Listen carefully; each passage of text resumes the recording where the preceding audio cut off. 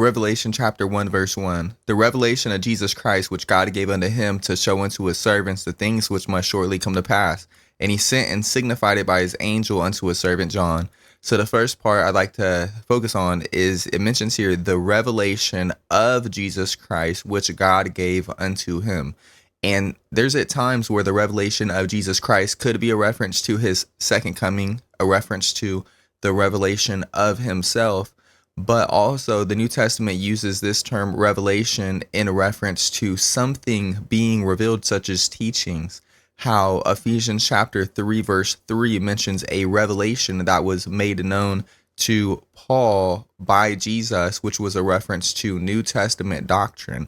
And this very clearly appears to be a revelation of not Jesus Christ himself, but a revelation of Jesus's teachings, which he received from the Father, because it says the revelation of Jesus Christ, which God gave unto him. So it's something that God gave to Jesus in order to show someone else. And it's not a reference to Jesus's second coming. When it says the revelation of Jesus Christ, this is a reference to teachings that we have contained in the book. When you are reading chapters 1 through 22, you are reading the revelation, the instructions, the teachings that God gave to him to reveal to the servants. Now, when we're reading about who is under consideration, when it says his servants, it's possible that his servants is a reference to God's servants. Now, what we know for certain is when Jesus was praying his prayer to the Father in the book of John, he says, all that are thine are mine, and all that are mine are thine. And Jesus said he's the way to the Father, and you cannot get to the Father except through him. So if you're a servant of the Father, you have to be a servant of the Son. And if you're a servant of the Son, then you're a servant of the Father. And there is no separation saying, well, I serve the Father, and someone else says, well, I serve the Son. If you're a servant of the Father, you're a servant of the Son. So the fact it says God gave to him to show unto his servants things which must shortly come to pass, the his servants could be a reference to God's servants, but we know that God's servants are servants of Jesus. But in this verse itself, it mentions Jesus's servant is John. And in Revelation chapter 22, we see that Jesus says, I, Jesus, send my angel. So when it says here, he sent, well, who sent? Jesus. And signified it by his angel. Whose angel? Jesus's angel.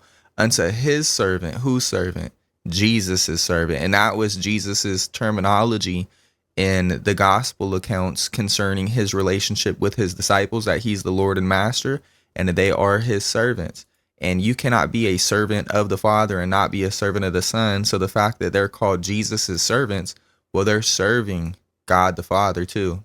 Now, in this passage, we read that these things revealed to John are shortly coming to pass, and Jesus sent and signified it by his angel. So how did John receive this revelation and the instructions of these teachings?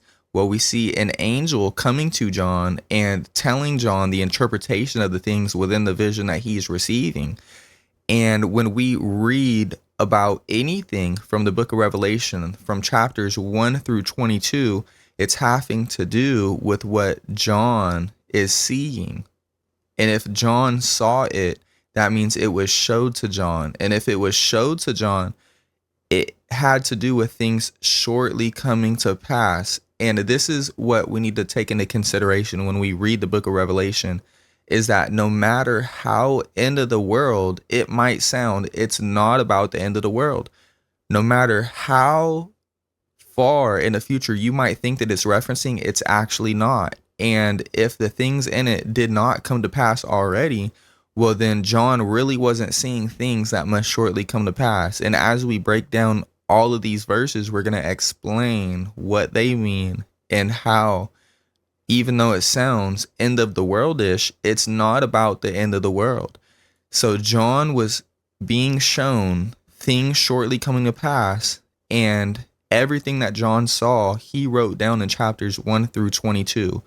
So we're going to have to be interpreting the sayings of this book, because all of these sayings John saw, we're going to have to be interpreting the sayings of this book according to the instructions that John was given to interpret these sayings. John was told that all of these sayings were describing things shortly coming to pass. So that's how we're going to have to be interpreting this book.